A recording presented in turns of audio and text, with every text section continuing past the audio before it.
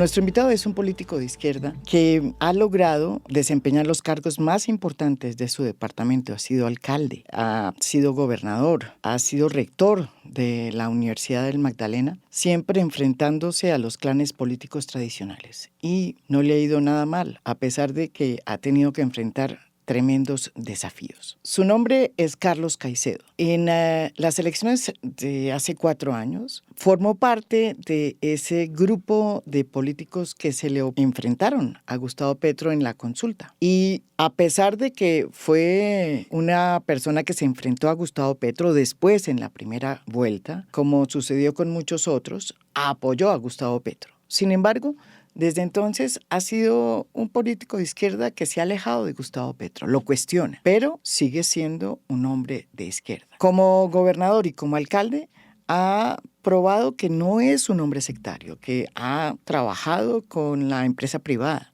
que ha logrado desarrollar proyectos importantes y que logra sus acometidos, porque también ha sido un buen administrador, cosa que para la izquierda ha sido siempre un desafío. Hoy vuelve a estar en el ruedo. Y para estas elecciones, él ha decidido esta vez no participar de ninguna consulta y se va a primera vuelta solo, siendo un hombre de izquierda. Y desde luego, teniendo muy claro que a la postre él va a ser también un escudero del candidato de la izquierda. Pero lo más importante de Carlos Caicedo es que ha sido un funcionario que tiene que mostrar, un hombre de izquierda que no tiene pelos en la boca y que, si bien critica duramente a Gustavo Petro, tiene muy buenas relaciones con Iván Cepeda. Nuestro invitado de hoy, aquí en A Fondo, Carlos Caicedo. Bueno, María Jimena, muchas gracias por esta invitación a Fondo contigo en este programa. Y sí, en efecto, has dicho que no vamos a participar en la consulta, y en efecto es así, que no vamos en la misma lista del pacto, en efecto es así, aunque sí refresco que en el 2018, cuando hicimos la consulta e Inclusión Social para la Paz, participó Gustavo Petro, nosotros sacamos más de 500.000 de votos, él nos ganó y lo apoyamos a la presidencia. Y también en el 2022 lo apoyamos a la presidencia. También, sí. Lo que sí no estuvimos en el 2022 fue en la lista del pacto, y ahora no estaremos en esa lista. Y obviamente hay fundadas razones para no hacerlo. ¿Por qué? Ni tampoco para participar en las dos consultas. La consulta que convocó inicialmente el pacto y la que estaban estructurando para hacer con Roy Barreras y lo que llamaban el Frente Amplio, que a la postre, igual que Unitarios, igual que el Frente Amplio, igual que inclusive el color naranja, el nombre de fuerza, todo se lo comió Roy Barreras. Eso es cierto. Ajá. Entonces, precisamente porque hay unas diferencias de fondo con la manera como el presidente construye sus acuerdos y sus coaliciones. Él hace por acuerdos entre partidos, entre actores políticos y en la cúpula. Y eso tiene muchos riesgos, porque desconoce que este es un país de regiones, de movimientos sociales, de movimientos populares, de procesos que existen en los territorios. Y precisamente nuestra lucha históricamente ha sido no solamente por derrotar las élites que controlaron el Estado y lo pusieron a su servicio, y devolverle el Estado a la gente en los territorios, como lo hicimos nosotros en la región Caribe y en el Magdalena, sino también el país entero, país que históricamente ha sido decidido por élites bipartidistas, y no me parece, o no nos parece, que la construcción de una lista al Senado, ¿cierto?, pase por criterios en el que es el presidente de la República el que determina cómo se estructuran esas listas o esas consultas, sino que sea un proceso en el que medie la democracia, medie la discusión programática, los acuerdos programáticos. Pero ¿no será que hubo un acuerdo muy interesante al votarla? Al que decir, el presidente dijo, bueno, y entre otras esa lista está su hermana. Su hermana está, pero tengo entendido que usted se escindió de su hermana, ¿sí? ¿O es cómo es la cosa, políticamente? Es interesante el proceso, Pero si tú te das cuenta, fueron pocos los convidados, a punto que solamente los partidos que integran el pacto, Colombia Humana, la UP, el PC, y el Polo principalmente, fueron los que se articularon en la construcción de esa lista. Pero posteriormente quedaron excluidos otra serie de movimientos que integraban inicialmente el pacto. ¿Cómo cuáles? Bueno, fíjate que muchos de esos movimientos que integraban el pacto, como Comunes, como el PTC, como de distintas el propio La Fuerza de la Paz, que hacía parte también de ese proyecto, Maíz hacía parte también del pacto. Todos esos los tiene Roy. Claro, Todos Somos Colombia, con Clara.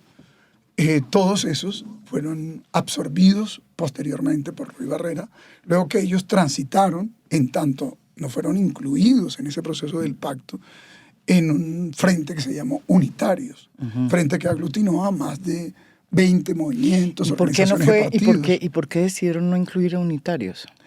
Bueno, es una decisión que tomaron ellos, precisamente motu propio, ¿viste? Ya. Y además, es lo que decimos, son acuerdos que se hacen en Bogotá, ¿no?, entre líderes políticos de los distintos movimientos que están rodeando al presidente, y excluyen a otros. Por ejemplo, nosotros apoyamos al presidente en su elección en el 2022. El presidente hizo compromisos con la región de inversión en problemas como la solución del agua, inversión en infraestructura. En el Magdalena. Claro, en el Magdalena. Inclusive, como con todas las otras fuerzas, pues gobernar con quien lo hubiese respaldado. Nosotros fuimos una de ellas. La lista nuestra sacó casi 500.000 votos al Senado, pasa el umbral. Alexander Vega lo denunciamos por robarse el umbral, así como intentó robarle 700.000 votos al pacto. El pacto lo recuperó, pero nosotros esos 30.000 que faltaron, no. Sí.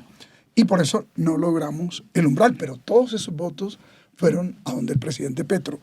En sana lógica, participar de su gobierno era la garantía, no solamente de articularse al equipo de gobierno, sino de aportar la experiencia en materia de educación superior, de capacidades ejecutivas.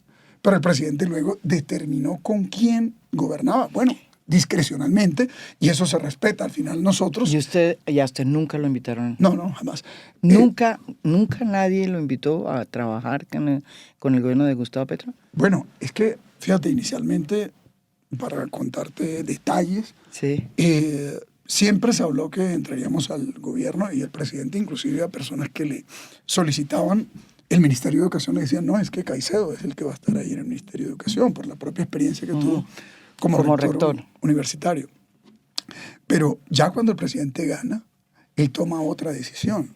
Y fíjate tú que extrañamente colocó una persona que en poco coincidía con sus ideas en relación a la educación pública, que era Gaviria. Pues Gaviria toda la vida ha sido un hombre que defiende el mercado en materia de educación, ¿no?, más que el Estado interviniendo en la misma. Y siendo un hombre, pues obviamente estructurado, cualificado, pero no coincide con el proyecto que el pueblo votó en materia de educación pública. ¿Cómo colocó él a Gaviria de ministro iniciando y luego entran diferencias públicas con Gaviria? Pues solamente el presidente Petro dará cuenta de eso. Ese tipo de acuerdos por arriba, que no son basados en lo que el pueblo vota, que no son basados en el compromiso programático que se hace, son los que llevan a que tengamos diferencias en su forma, no solamente de gobernar, sino también de construir acuerdos. Pues lo primero en los acuerdos es ver en qué coincidimos, cuál es el programa que nos... ¿Nunca te sentaste con Gustavo Petro a decir, mire, vamos a trabajar así, usted va a entrar a esto? O sea, nada, no hubo una... No, él decidió que así no fuera, y finalmente, después un día me preguntó que por qué no había hecho parte de su gobierno. Y yo... ¡No! Sí, yo le dije, Gustavo, o sea, esa misma pregunta siempre nos la hicimos nosotros. Entonces se me quedó mirando y me dijo, Laura Sarabia. No me digas, ¿esa es una respuesta de un presidente, digo yo? Bueno, ¿Cómo va a decir eso? Esa fue la respuesta que él me dio. Y ya no le toqué, porque al final nuestro acompañamiento a Petro más que por el espacio burocrático, era por la promesa de cambio para el pueblo colombiano. Promesa que hay que decir, se honró en parte. El presidente hizo un esfuerzo de hacer cambios importantes que evidentemente iremos a retomar nosotros si el pueblo nos respalda. Otros quedaron a mitad de camino, no solamente por la imposibilidad de sacarlos adelante del Congreso, sino también porque él mismo se amarró los cordones, llevando al gobierno y a su entorno político camaleones de la política tradicional. Como Laura Sarabia. Bueno, Laura Sarabia, Benedetti o Roy Barreras. Y evidentemente al graduarlos de progresistas, cuando son personas que venían del establecimiento político, es evidente que ellos van a buscar acomodar sus agendas particulares, que no son agendas colectivas, no representan ni procesos sociales, ni procesos históricos, ni territorios, representan individualidades que han ido escalando en distintos partidos, desde la más extrema derecha hasta ahora situarse en el eje progresista. Esa es una de las razones por las cuales tú decidiste no voy ni a esta consulta, a pesar de que desde la primera vez, desde octubre, Iván Cepeda sí te llamó y dijo, ven, hagamos una consulta. Sí, no, Iván me llama. ¿Y por qué le dijiste a Iván Cepeda que no? En la segunda, en la primera no, en la segunda sí me llama. ¿En la primera no te llamó? No, en la primera fue una delegación del pacto que inicialmente conversó con nosotros, pero para tomar esa decisión teníamos que conversar con el presidente Petro, porque fíjate tú que nosotros que nos íbamos a integrar el pacto. Yo me acuerdo que ustedes iban a formar parte del pacto. Claro, lamentablemente el día que íbamos a tomar esa decisión, años atrás, en el momento en que se estaba configurando el pacto, el presidente anunció que tenía una información de primera mano sobre un golpe militar para esos días y se difuminó la historia. Se difuminó. Es decir, la integración nuestra en el pacto quedó en veremos. Nosotros veníamos en un proceso de diálogo con el Polo y probablemente por las afinidades políticas íbamos a constituir dentro del pacto un polo de decisión importante. Al final de cuentas, no se materializa por esos días. Más adelante viene una información que iba a haber un atentado contra mi vida. Siendo yo gobernador, salgo unas semanas del país y ya cuando regresamos ese proceso estaba bastante avanzado. Luego la gente de Fuerza Ciudadana toma la decisión de organizar la lista del Congreso, porque ni en el pacto ni en ningún otro espacio. Entonces se organiza la lista de Fuerza Ciudadana. Pero tomamos la decisión, aún sin conversar con el presidente Petro, de apoyarlo sí, en su a la presidencia de la República, y así se hizo durante todo este tiempo. Y mira, y francamente, si el presidente Petro, como lo confesó en un Consejo de Ministros, no hubiese expresado que no solo era la cúpula del pacto, sino él mismo, el que estaban buscando derrotarnos a nosotros, aliados con el uribismo y con Vargas Lleras en el Magdalena, por lo cual convocaron apresuradamente las elecciones atípicas, pues hasta el último día de su gobierno estaríamos respaldándolo tan de buena fe como siempre lo hicimos, sin esperar ni burocracia a cambio, y ya sabiendo que el presidente había tomado la decisión de no invertir un peso mientras nosotros fuéramos gobierno en el departamento del Magdalena. Algo muy parecido a lo ¿Y por qué hizo eso? ¿Por qué tomó esa decisión? Porque creo que en el entorno político del presidente hay personas... O sea, le dijeron no meta plata, no invierta en... No, creo que pasó lo mismo que cuando Duque, la extrema derecha le dijo a Duque, invertir en el Magdalena es empoderar a Fuerza Ciudadana y a Caicedo. ¿Y lo mismo le dijeron a Petro? Que es castigar al pueblo del Magdalena. Y al final esto tiene que ser así, porque ¿qué explica que Gustavo, mientras yo fui gobernador con Rafael Martínez, pues no hubiese ido a acompañarnos a ningún acto, no hubiese invertido en ningún proyecto estratégico en el territorio, ¿cierto? Y luego cuando nos sacan de la alcaldía, nos roban las elecciones, en la que además el gobierno hubiese podido, con su ministro del Interior, Velasco, al que se le solicitó Sí, poner una... presidir un Consejo Nacional de Seguimiento Electoral, inclusive pues algún tipo de convocatoria a la Comisión Nacional de Moralidad Pública no lo hizo. Por el contrario, hizo mutis por el foro, guardó silencio. Yo le dije al presidente, usted va a permitir que se roben estas elecciones. Hizo un trino, pero no pasó más nada. ¿Y esas son las elecciones de qué año? Las elecciones del año 2022 a la alcaldía de Santa Marta, que habíamos ganado por cuarta vez de forma consecutiva. Entonces, ciertamente el entorno del presidente, esa cúpula que lo rodea, que está mezclada con sectores venidos de la derecha y gente de su confianza, que inclusive, María Jimena, no sé si tú recuerdas, muchos de los que fueron sus secretarios en la alcaldía de Bogotá o sus asesores, los invitamos a participar de nuestro gobierno. O sea, ya estuvo Noriega, Catalina Velasco, la doctora Clara López, el doctor Velázquez, Jorge Rojas, Gloria Flores, y todos les abrimos no solamente nuestros brazos, sino nuestros corazones como compañeros de causa, y lamentablemente después que ya llegaron a ser ministros congresistas, ni el saludo nos daban. Entonces, pues empiezas tú como a interpretar lo que pasa. Bueno, no solamente pasa eso, pero también pasa lo que te sucedió, para que la gente entienda, en las elecciones del 2022. Y después pasa otro episodio que lo contaste así rápidamente, pero ¿por qué no lo cuentas también? Bueno, pasa lo de las elecciones atípicas, pero en medio de esto también pasa algo.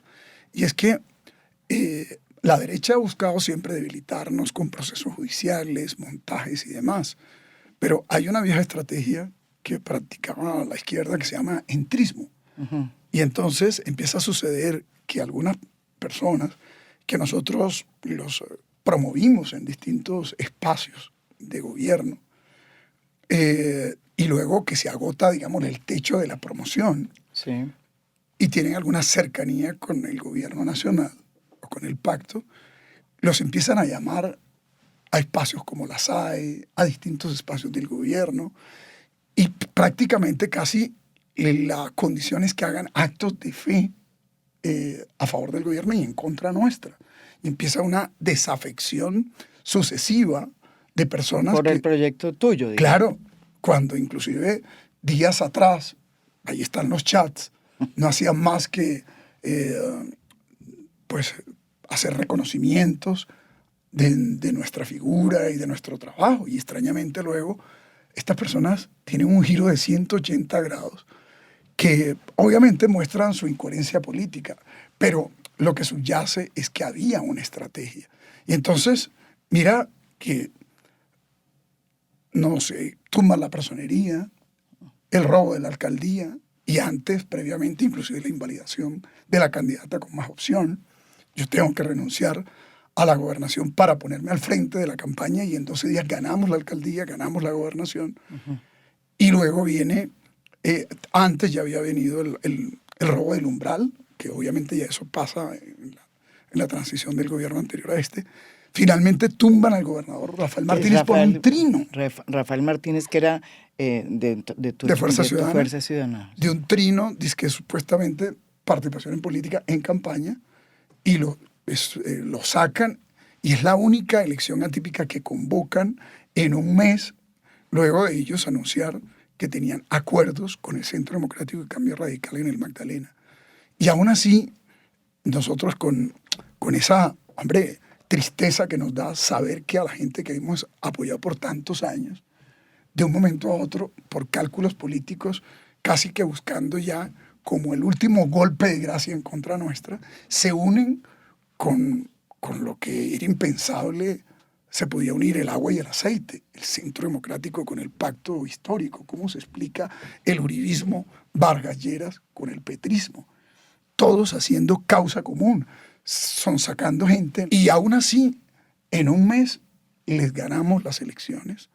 Y el presidente lo confiesa en pleno Consejo de Ministros, porque al final pensábamos que era la cúpula del pacto, en sus cálculos políticos equivocados, pero que el presidente iba a ser consecuente con quien por años lo acompañó, no solamente yo como individuo, sino nuestro equipo, nuestro colectivo y nuestro territorio.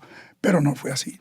Y esto lo que evidencia es una estratégica política errática de unirse con sectores de la política tradicional cuando lo que está en juego son sus intereses muy particulares. Y en este caso, cortarle las alas, disminuir, golpear a un movimiento que tiene una raigambre de origen territorial, que es una izquierda que se ha medido básicamente más que por los discursos kilométricos, es por los kilómetros de resultados, ¿cierto? Y esa ha sido nuestra historia. Y aún con todos los montajes que nos han hecho, el pueblo nunca se ha dejado engañar porque ha visto nuestros resultados. Y yo creo que a los gobiernos hay que medirlos por sus resultados. Y en nuestro caso, tal vez la existencia autónoma, ser una izquierda independiente, una izquierda autónoma y una izquierda que se distingue por concentrarse más que en la falsa ideología, ¿cierto? Tener coherencia en nuestros principios y en los resultados, que eso incomodó no solamente al entorno tradicional del presidente, seguramente a su ego, pero también a la suerte de comilitones nuevos venidos de la derecha, que evidentemente han sido amigos de todos los sectores políticos que en la región hemos ido derrotando. Entonces usted dice, bueno, yo me voy para Primera, me voy allá a medir las fuerzas con Iván Cepeda por un lado, también me imagino que estará Roy, que evidentemente puede ser el favorito en la consulta del 8 de marzo, no sé, de pronto usted me dice que no, pero la pregunta que yo te tenía es ¿cuál es la diferencia que hay? ¿Por qué no? Ya entendí digamos, las causas por las cuales tú estás de manera independiente y no haciendo causa común con el pacto. Eso lo entendí.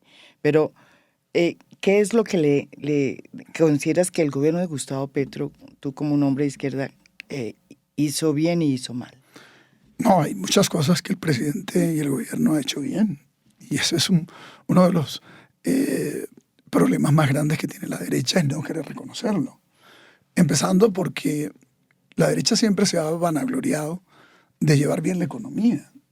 Pues el presidente y los indicadores macroeconómicos lo muestran también. Los macros están bien. Claro, los macros están bien. Los otros no. Exactamente, porque ahí es donde vienen nuestras diferencias. Y ellos esto lo han presentado como un logro, el gobierno del presidente Petro. Pero te podría decir que temas como la compra de tierras, que si se quiere es un componente de la reforma agraria, no es la reforma agraria con la que soñamos, pero es un componente importante, es un logro significativo. Entregar tierra a los campesinos cuando pues, la historia ha sido la lucha de los campesinos por la tierra, el desplazamiento, las masacres, el asesinato a los líderes agrarios. Yo creo que ahí hay un punto importante. Y hay buena ministra. Y ha habido un gran esfuerzo de parte del gobierno y su ministra, sin duda. El gobierno ha puesto un acento. La que más ha durado, además. Además, que eso es muy importante. Que ese es el Ha problema habido de un este acento gobierno. muy importante también en darle preponderancia a lo público y particularmente a la educación pública. La gratuidad en la universidad pública creo que es un logro importante.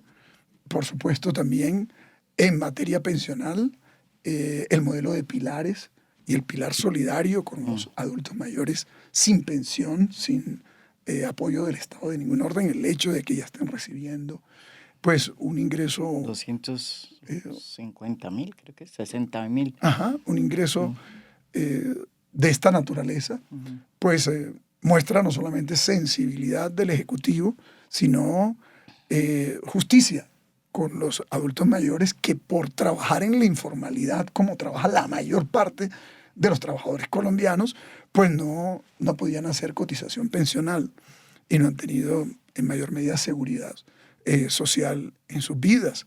Yo creo que este es un tema, pero es una reforma que también tiene muchos líos y que como reforma al fin tenía que tener mayores niveles de concertación, tiene más de 90 demandas, ¿no?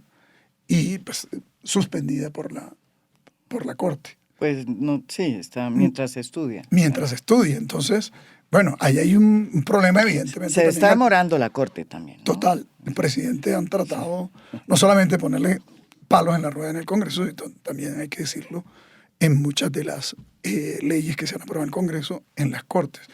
Pero mira, definitivamente el presidente y este gobierno tenemos diferencias de fondo. ¿Cuáles son esas diferencias de fondo en a fondo, por favor?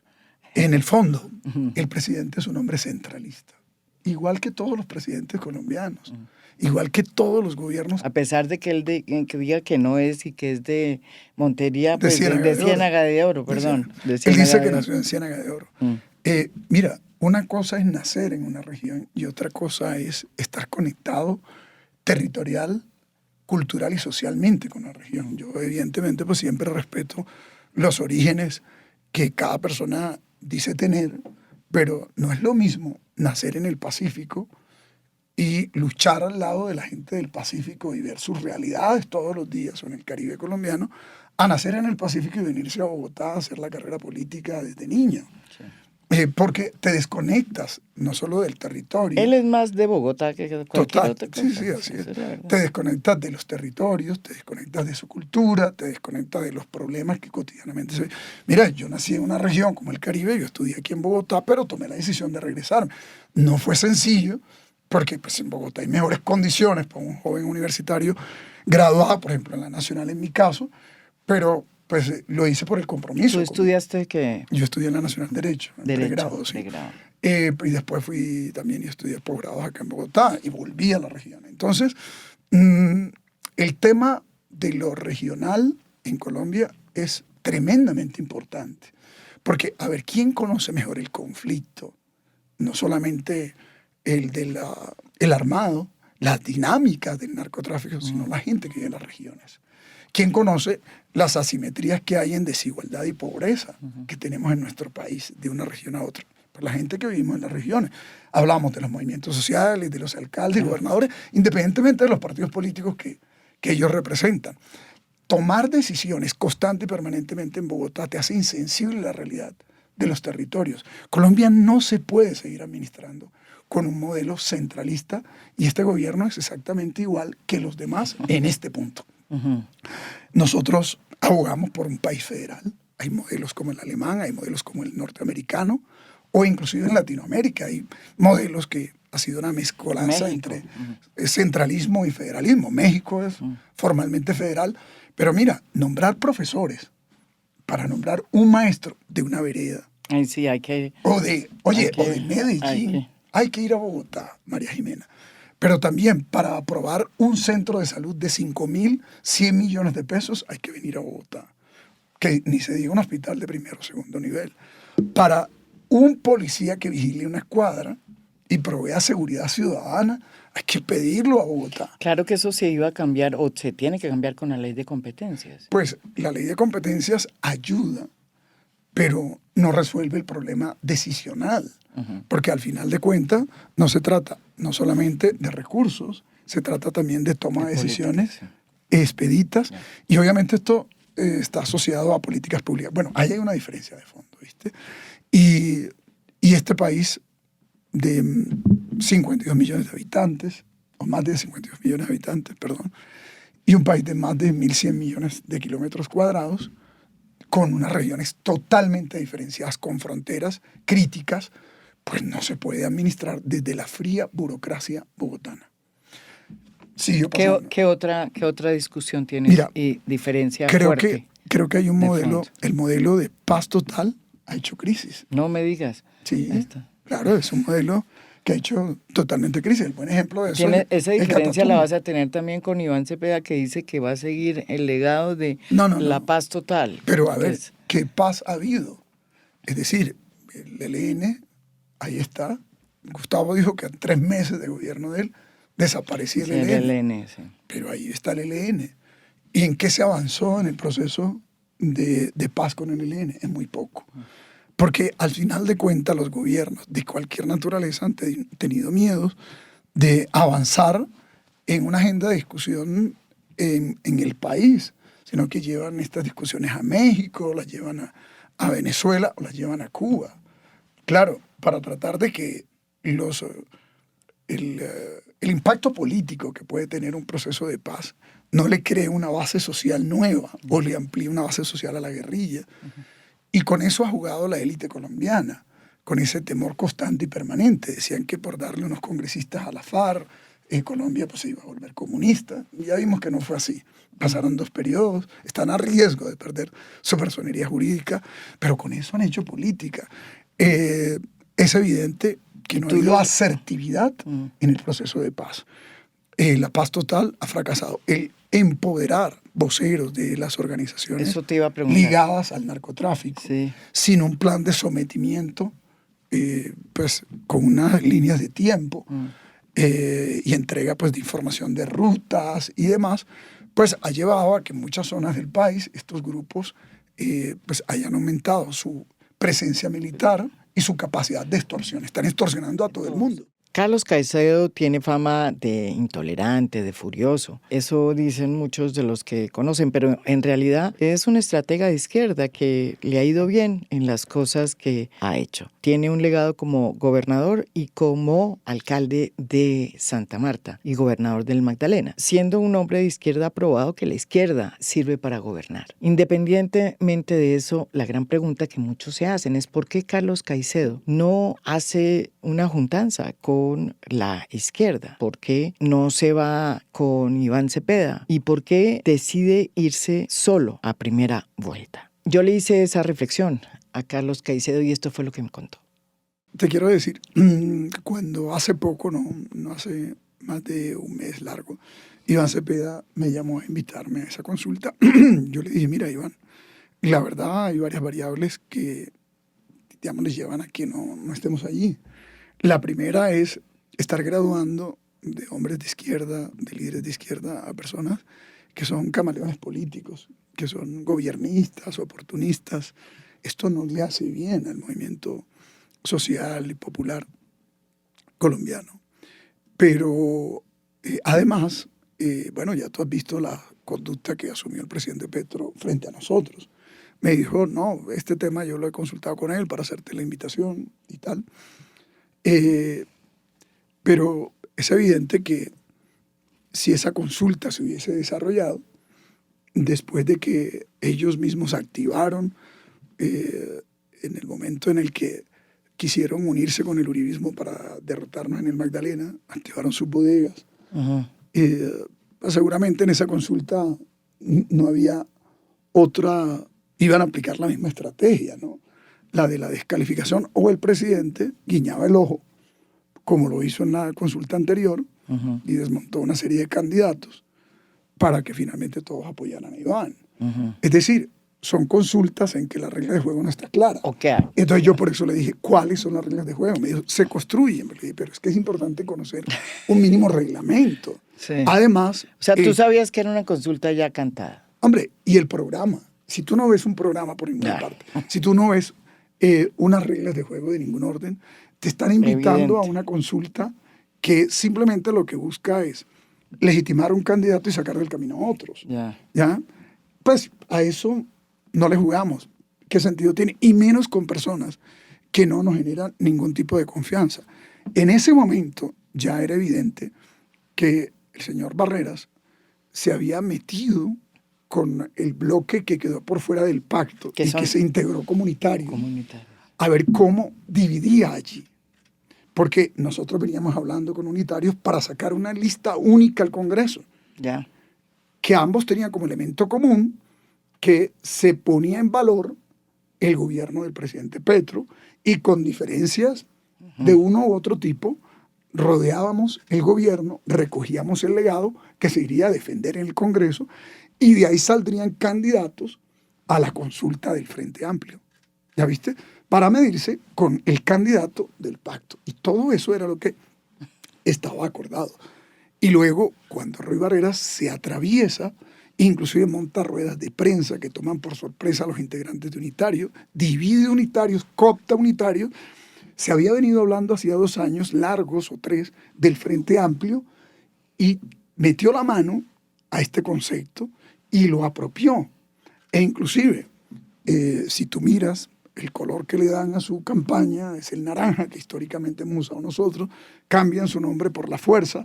Es decir, todo lo que podía apropiar o echarle mano, así es como vaciamiento político, compra de derechos, apropiación de derechos de autor sin reconocimiento, lo iba a hacer. Y bueno, lo hizo. Pero digamos, en el pacto no había ningún tipo de alertas, ¿no? Porque no los estaba tocando. Sí, pero eso es como el viejo poema de que primero...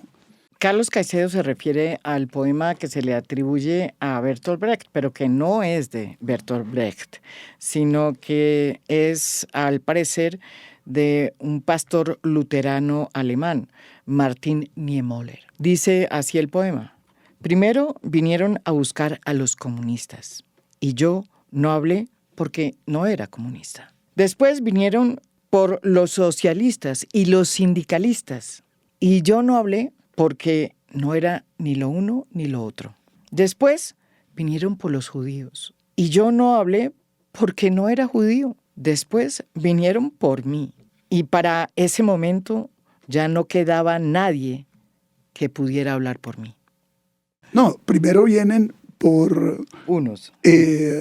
Por el sacerdote, por el trabajador, por el sindicalista, luego vienen por el comunista, sí, ¿cierto? Por el socialista, luego por el comunista y luego vienen por mí, uno. Claro.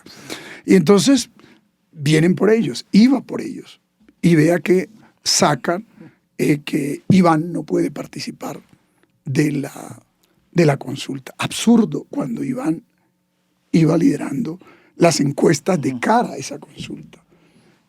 ¿Quién está detrás de eso? ¿A quién le sirve que ese tipo de consultas no se den? Era evidente a una persona que ha hecho una inversión millonaria en su campaña, ha hecho todos los esfuerzos por mostrarse cercano al presidente, bueno, y todo tipo de acto de lagartería política, y estaba en las encuestas aún por debajo, o muy por debajo, de candidatos que apenas empiezan la campaña. Que en Colombia un organismo político que se atribuye facultades de magistrados como el Consejo Nacional Electoral esté sacando a diestra y siniestra gente que no les es conveniente para sus intereses políticos, y es lo único que demuestra que aquí hay la necesidad de hacer una reforma política, pero que es evidente que personas con la capacidad de incidencia en ese organismo como Roy Barreras tenían interés de dejar por fuera a personas como Iván Cepeda. Y ahora, ya en el pacto, empiezan entonces a criticar a Barrera, y ya Barrera no es el Che Guevara de la derecha que recibe la izquierda y que el presidente Petro quiso graduar como tal, sino que lo empiezan a colocar en su sitio y empiezan a verlo como un hombre que ha sido oportunista. Esa consulta es una consulta que no tiene ninguna vocación de éxito distinto a legitimar a Roy Barrera, y ya Roy Barrera dijo: si sacamos más votos que Iván Cepeda, yo seré el candidato. Luego, mira que se quiere, o sea, todo el proyecto de él era ver cómo se iba apropiando de todo el espacio. Es como si tú invitas a alguien a tu casa, pero yo te pregunto, a almorzar y luego se queda con la casa entera, ¿viste? Pero porque el dueño de la casa se lo permite, se lo claro, permite. Ese es el problema. Sí. Ese es el problema. Ahora, entonces no le vemos lógica. O sea, tú no te sentarías con Iván, claro, pero no te sentarías con Roy. Claro, yo esperaría que si Iván va a la primera vuelta y nosotros vamos a la primera vuelta, y de aquí a allá, en estos 3 meses largos que faltan, nosotros nos convertimos en una alternativa para Colombia, pues nos respalden. Y si es Iván, pues lo habremos de respaldar. Es decir, tiene que haber una lógica basado, pero más allá de las personas, en el programa otra vez. Porque nuestra apuesta es devolverle el poder. Iván no es Iván es Petro. Es que ese es el punto. Nuestra apuesta es devolverle el poder al pueblo. Porque aquí el poder está concentrado en una élite política, en las élites políticas que hacen acuerdo por arriba. Y claro, tú lo has dicho, Iván es Petro. Petro tiene la idea honesta y sincera que gane cualquier persona que represente las ideas de izquierda, sean estas venidas de su proyecto político centralista o de un proyecto político que representa a las regiones?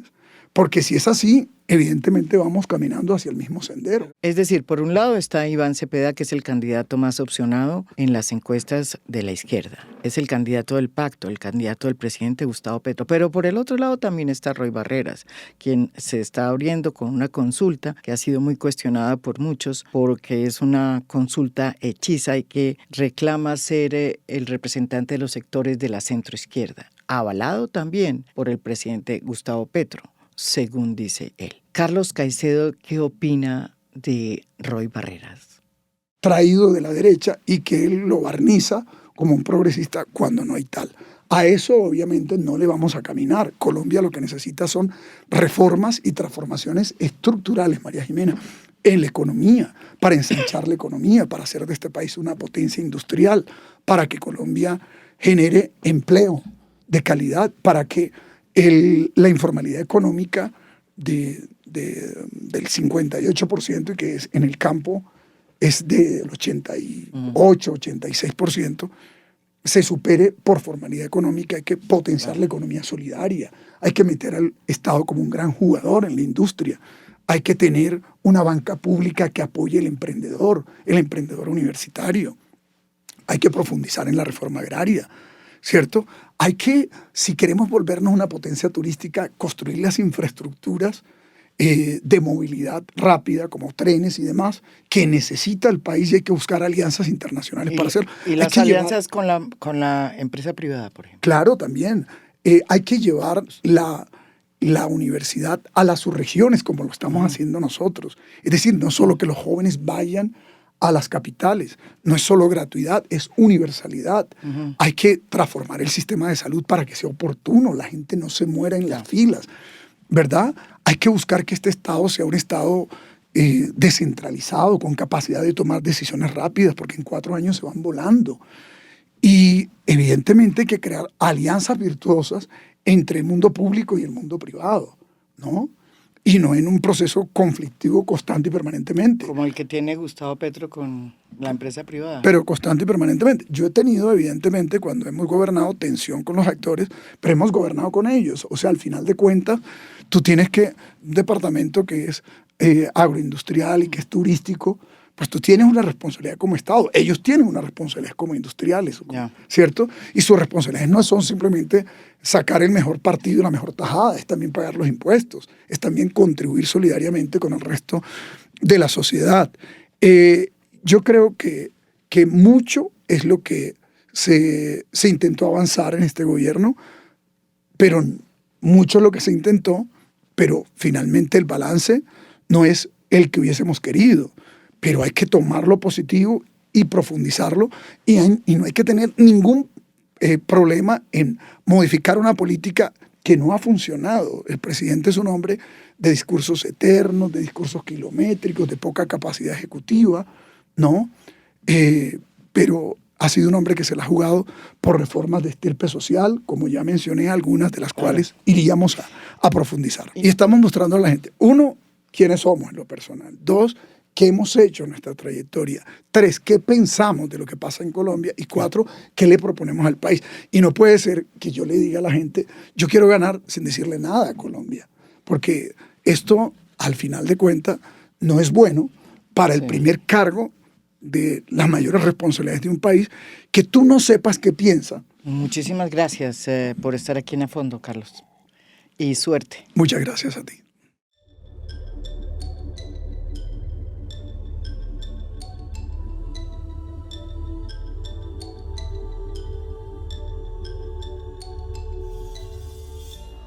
A Fondo es un podcast producido por Mafialand. Producción general, Beatriz Acevedo. Producción de audio, Camilo Mota. Música original del maestro Óscar Acevedo. Nos pueden escuchar también en mi canal de YouTube. Gracias por escuchar. Soy María Jimena Duzán.